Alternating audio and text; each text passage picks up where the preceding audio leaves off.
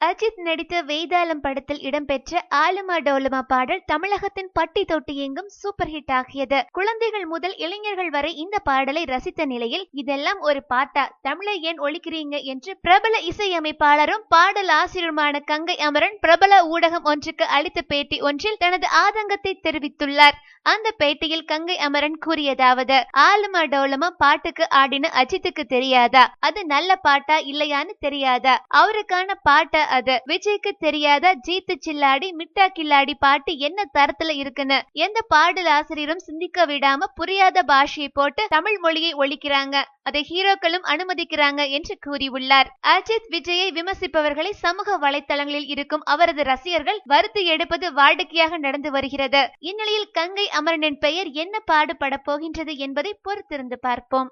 மேலும் சினிமா செய்திகளை உடனுக்குடன் தெரிந்து கொள்ள கீழே உள்ள சப்ஸ்கிரைப் பட்டனை அழுத்தவும்.